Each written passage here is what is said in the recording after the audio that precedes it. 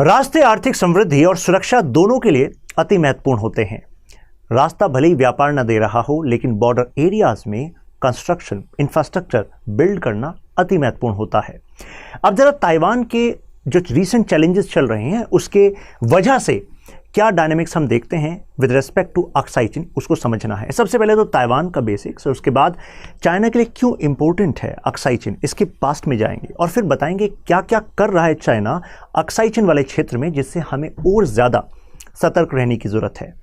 सबसे पहले तो देखिए, ये आपने सुना होगा कि जैसे ही यूएसए मिस पेलोसी जाती हैं ताइवान और उसके बाद से चाइना अपनी मिलिट्री एक्सरसाइज करना स्टार्ट कर देता है अराउंड ताइवान और कहता है कि China is not going to tolerate western support to Taiwan, Taiwan is integral part of China. PROC people republic of China, उनका कहना है कि ताइवान तो हमारा ही रेबल चाइल्ड है। ऐसे में जो ताइवान है उसका कहना है कि नहीं ओरिजिनल तो हम हैं रिपब्लिक ऑफ चाइना। अब ऐसे में शी जिनपिंग का कहना है जल्दी ही बता दिया जाएगा कि कौन ओरिजिनल है, यानी कि शी जिनपिंग का क्लियर डायरेक्शन है कि we need to reunify Taiwan. अब ताइवान अगर रीयूनिफाई होता है तो उससे वेस्ट को प्रॉब्लम है और आसियान नेशंस को भी प्रॉब्लम है, क्योंकि ये चाइना के एक्सपेंशन का एक उदाहरण बन जाएगा, चाइना की मिलिट्री माइट का एक एग्जाम्पल सेट हो जाएगा। जो पैसिफिक ओशन है उसमें ताइवान पर अगर चाइना का कब्जा होता है तो उधर के एक्सक्लूसिव इकोनॉमिक जोन्स भी किसके पास आ जाते हैं, चाइना के पास आ जाते हैं। और जापान जो कि मेजर एलाय है यूएस का, चाइना उसके और ज़्यादा करीब आ जाता है। साथ में इस पैसिफिक ओशन वाले एरिया में यूएस के बेसिस हैं तो वो भी एक्चुअली उतना ज़्यादा यू कैन से सिक्योर नहीं होंगे अगर ताइवान चाइना के पास आता है। ऐसे में आसियान नेशंस का कहना है कि देखिए सब मिसकैलकुलेशन है, आप वॉर में मत जाइए। आप वॉर में एंगेज होंगे तो ऐसे में लॉस होगा, इकोनॉमिक एंड सिक्योरिटी लॉस इस एरिया का भी। तो that is why they are against war. Australia और जापान का कहना है कि ताइवान हम आपके साथ हैं, we are ready to defend you. India हालांकि अभी साइलेंटली देख रहा है, कैलकुलेट कर रहा है, लेकिन एक बात पक्की है जो हमें सोचना चाहिए कि when China is in frenzy, यानी कि अगर किसी देश को लगता है कि उसकी पावर को कम करने के लिए कई ताकतें इकट्ठी हो रही हैं, तो ऐसे वो देश रास्ता ढूंढता है अपनी पावर को प्रोजेक्ट करने का। तो क्या वो प्रोजेक्शन अक्साई चीन में हो सकता है, ये हमें सोचना पड़ेगा, क्योंकि अगर वो अक्साई चीन में पावर को प्रोजेक्ट करता है तो it gives a message to many other powers कि व्हाट चाइना कैन डू। अब अक्साई चीन शुरुआती दौर मीन्स मैं आज़ादी की बात कर रहा हूँ, तो उस टाइम इतना ज़्यादा हमने सिंसियरली नहीं लिया, that's a fact, we need to accept the fact.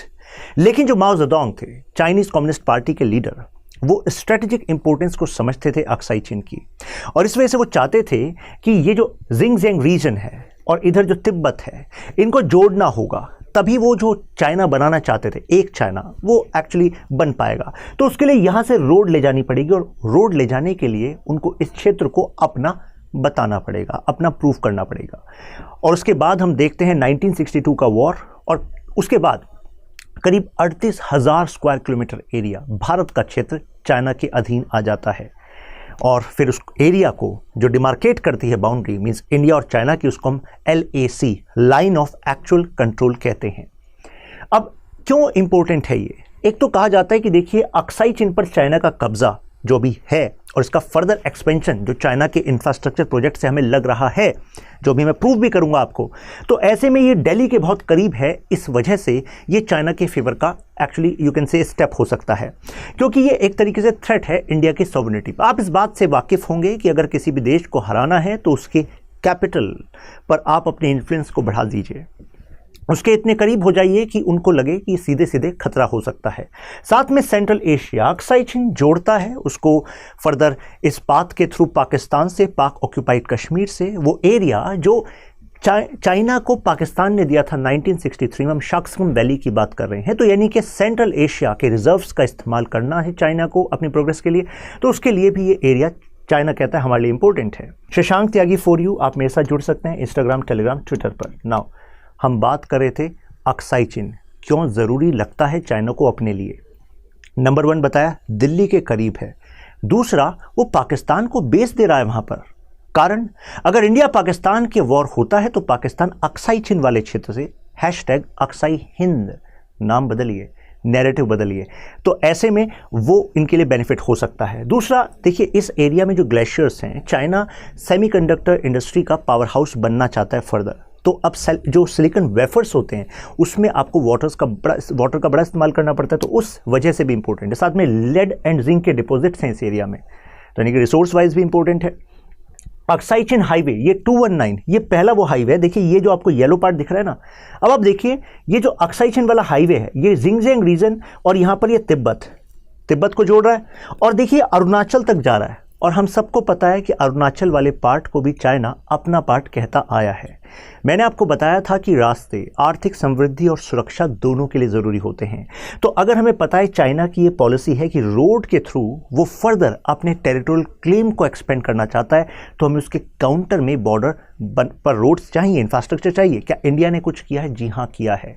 जैसे इंडिया को पता लगा कि करीब 30 एयरपोर्ट केवल जिंगजियांग और अक्साई-चीन और ये वाला जो एरिया है, इसमें 30 एयरपोर्ट चाइना बना रहा है। ये चाइना की मिनिस्ट्री ऑफ डिफेंस की ऑफिशियल वेबसाइट से पता लगा है।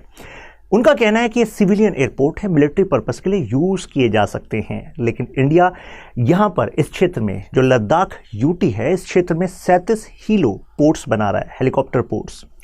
अभी एक रिपोर्ट आई थी जिसमें पता लगा कि चंडीगढ़ से हमने लद्दाख की तरफ टैंक्स और आपके Apache fighter helicopters, Chinook MI-17 helicopters हमने यहाँ पर मतलब पार्क किए हैं। Means we are also ready. साथ में इंफ्रास्ट्रक्चर की बात की जाए तो our speed of increasing infrastructure in this area is on breakneck, you can say pace. The reason is क्योंकि हमने पिछले कुछ समय में देखा है ना, गालवान हमने इस इंफ्रास्ट्रक्चर की को डेवलप करते होते हुए देखा है। अब मैं और रीजंस भी आपको बताता हूं, क्योंकि देखिए इससे क्या होगा कि मोबिलाइज कर पाता है चाइना अपनी ट्रूप को। अब चाइना केवल एक हाईवे से नहीं मान रहा। चाइना का मानना है कि ये वो एरियाज हैं जहां पे वो गालवान, हॉट स्प्रिंग, डेप्सांग, जहां पर वो हमारे साथ फर्दर क्लैश में एंगेज हो रहा है। तो अगर इस एरिया में एक और हाईवे होगा तो वो चाइना को फर्दर बूस्ट कर देगा, उसके इंटरेस्ट को, और चाइना वही करना चाहता है। अब जरा ये हेडलाइन देखिए, कैसे हेडलाइन बनी है, China planning to build second highway through disputed territory of अक्साई-चीन। Disputed territory ये चाइना कहे दैट इज फाइन, हमें तो कहना चाहिए कि Indian territory, Aksai Hind. New Delhi consider अक्साई-चीन a part of union territory of Ladakh. मुझे ऐसा लगता है कि we should not use this kind of language. देखिए कई इंडियन स्कॉलर्स भी इस तरीके की लैंग्वेज का इस्तेमाल करते हैं, and they project that they are actually in line with international sentiment. अंतर्राष्ट्रीय जो जर्नल्स हैं वो जिस तरह का इस्तेमाल कर रहे हैं शब्दों का, आप भी उस तरह का कर रहे हैं। आपको उन शब्दों का इस्तेमाल करने की ज़रूरत नहीं है। आप खुद सोचिए, माओ ज़ेडुंग, उन्होंने भारतीय क्षेत्र को, यानी कि जॉनसन लाइन ब्रिटिशर्स लाइन थी, प्लस जो पैक्ट था ब्रिटिश का और तिब्बत का, उसके तहत प्रूफ हो रहा था कि ये क्षेत्र भारत का था। ये प्रूव हो रहा था कि जो डोगरा किंग्स थे उनके अंडर आता था ये पूरा लद्दाख वाला रीजन, इंक्लूडिंग अक्साई-चीन। प्रूफ था ये हमारा है, राइट। लेकिन उसके बाद भी माओ ज़ेडुंग किस लैंग्वेज का इस्तेमाल करे थे कि ये चाइना का है, डिस्प्यूटेड नहीं, चाइना का है। तो अगर वो ऐसा कह करके और उसको डिस्प्यूटेड घोषित करते हैं, फिर ऑक्यूपाई कर लेते हैं, तो आपको नहीं लगता कि हमें भी नैरेटिव्स को चेंज करने की ज़रूरत है? अक्साई हिंद इंडिया का पार्ट है, चाइना ऑक्यूपाइड लद्दाख है वो, राइट। तो now we need to change the narratives. और इंटरनेशनल मीडिया जो इन शब्दों का इस्तेमाल करे, we should actually give a signal कि देखिए ये आपने इंडिया की सोवरेनिटी के खिलाफ लिखा है। G695 ये वो सेकंड हाईवे है जो चाइना बिल्ड कर रहा है। कहा जा रहा है 2035 तक ये कंप्लीट हो जाएगा और इससे LAC के और ज़्यादा करीब आ जाएगा। चाइना को ट्रूप मूव करना इस एरिया में और ज़्यादा आसान हो जाएगा। देखिए मैंने आपको बताया अभी देप्सांग प्लेन्स, गालवान और हॉट स्प्रिंग ये और कंटेस्टेड रीजन्स के पास आ जाएगा। चाइना का जो रोड इंफ्रास्ट्रक्चर है वो काराकोरम पास के पास जा रहा है। अब आपको थोड़ा इमेज से मैं बता दूँ, देखिए ये है अक्साई हिंद वाला एरिया, ठीक है। यहाँ पर ये ऑलरेडी बना हुआ है हाईवे। एक और जो हाईवे वो LAC के और ज़्यादा करीब जाने वाला है। अगर ये करीब हाईवे यहाँ पर जाता है और चाइना इससे और काराकोरम पास से करीब 10 मीटर वाइड रोड बना रहा है, काराकोरम पास वो दर रहा है। देखिए ऐसा नहीं कि यहाँ ये सब कुछ प्लेन है, ठीक है, these are not plain grounds कि चाइना कभी भी आसानी से इस तरफ मूव कर सकता है। चाइना को चाहिए पासेस, राइट, वैलीज। इस वजह से जो क्लैशेस होते हैं वो इन जगह पर होते हैं। तो अगर इसके पास चाइना जाता है तो यहाँ पर काराकोरम पास से एंट्री करना चाइना के लिए बहुत ज़्यादा आसान हो जाएगा। और ये दौलती बेग ऑलरेडी आप देख रहे हैं यहाँ पर इंडिया का मिलिट्री बेस है, तो यहाँ तक चाइना का आना जो है वो आसान हो जाएगा। तो यानी कि काउंटर में हमें इंफ्रास्ट्रक्चर बिल्ड करना और अपने आप को और ज़्यादा स्ट्रेंथन करना यहाँ पर ज़रूरी हो जाता है, क्योंकि देखिए जो इतिहास है वो स्ट्रेटेजिक मूव से बदलता है, right. If you miss one move then it can give strategic advantage to your enemy, right. Now China's Kashgar Hotan airbase, अब देखिए ये यहाँ पर आपको दिख रहा होगा, ये होतान एयरबेस और ये कशगर, तो ये दोनों जो है चाइना को स्ट्रेंथ प्रोवाइड कर रहे हैं आपके अक्साई हिंद एरिया में। ऑयल स्टोरेज फैसिलिटी चाइना बना रहा है गोलमुन में, यानी कि लहासा के पास। तो कहा जा रहा है कि इससे जो PLA है उसकी जो कैपेबिलिटी है ऑन LAC और ये तिब्बत बॉर्डर है इस पर और ज़्यादा स्ट्रेंथन हो जाती है। साथ में अंडरग्राउंड पता लगा है कि चाइना क्या कर रहा है, अरुणाचल के पास ये जो पैंगताप एयरबेस है इसके अंडर, मतलब कि जो माउंटेन्स हैं उनको कट करके अंडरग्राउंड टनल्स के थ्रू अंडरग्राउंड एक्चुअली अपने एस्टेब्लिशमेंट को रख रहा है, जिससे कि चाइना की जो एक्टिविटीज़ हैं वो कोवर्ट रहें, कि चाइना कितने वहाँ पर वेपनरीज को ला रहा है, कितने पर्सनल्स को ला रहा है। क्योंकि अगर ऊपर रहेंगे तो सैटेलाइट इमेजेस से हम देख सकते हैं, तो सैटेलाइट इमेज से हम इतना तो देख पा रहे हैं, लेकिन इसके अंदर टनल्स में और ज़्यादा हथियार होने की और लोग होने की एक्चुअली संभावनाएं पता लगी हैं। देखिए चाइना टारगेट करना चाह रहा है नदर्न पार्ट को और आपके नॉर्थ ईस्टर्न पार्ट को, ऐसा हम जानते हैं। लेकिन देखिए चाइना अपने इंफ्रास्ट्रक्चर को और इसके पास लाएगा, तो चाइना की जो सलामी स्लाइसिंग टेक्निक है, यानी कि चाइना पहले आपके एक एरिया को अपना बताएगा, फिर उसको कहेगा इंटरनेशनल लेवल पर देखिए ये हमारा एरिया है, डिस्प्यूटेड एरिया है, फिर आपके साथ क्लैश करेगा, फिर आप ही के एरिया में से कुछ पार्ट आपको कहेगा कि ये आप ले लो and let consider this as a line. तो ये चाइना की सलामी स्लाइसिंग टेक्निक है। तो इस स्लाइसिंग के थ्रू चाइना फर्दर एक्सपेंड कर सकता है इस एरिया में, ऐसा कहा जा रहा है। अब देखिए प्रूफ करता हूँ मैं इस बात को, ये है वो लाइन ऑफ एक्चुअल कंट्रोल, ठीक है। कायदे में 1962 वॉर में आपने हमारा 38,000 स्क्वायर किलोमीटर एरिया कब्जा लिया और आपने कहा कि ये LAC है, अब इसके इधर इंडिया है और ये चाइना है, राइट। अगर ये LAC है तो 423 मीटर आगे आके इंडिया की साइड आप यहां पर अपने कैंप लगाकर क्या कर रहे हैं, आपको सैटेलाइट इमेजेस में कैंप्स दिख रहे होंगे। तो ये क्या है, आपको नहीं लगता है सलामी स्लाइसिंग टेक्निक है? अगर ये LAC है तो यहां पर आप क्या कर रहे हैं, इंडिया की साइड, यानी कि आप फर्दर एक्सपेंशन करना चाह रहे हैं टुवर्ड्स इंडिया, है कि नहीं। और देखिए यहां पर गालवान से 130 किलोमीटर दूर एक और हेलीकॉप्टर बेस उन्होंने बनाया है। तो आई थिंक इतने सारे जो हमने रीजंस दिए, इनसे क्लियरली हमें पता लगता है कि यस, अक्साई हिंद जो एरिया है उसमें चाइना फर्दर एक्सपेंशन करना शायद चाहेगा to actually project its strength, and projection of strength is one important tool of international politics. अभी एक फैक्चुअल क्वेश्चन है करंट से, which country holds G20 presidency 2022? Indonesia. पढ़ा होगा आपने, जानकारी होनी चाहिए। अब ये क्वेश्चन देखिए मेंस का, India needs forward foreign and defence policy and change the narratives around border conflict. यानी कि अब भारत को जो बॉर्डर के अराउंड कॉन्फ्लिक्ट्स है उनके नैरेटिव्स को चेंज करना होगा, यानी कि किस तरीके से हम बात करते हैं इन बॉर्डर कॉन्फ्लिक्ट्स के बारे में,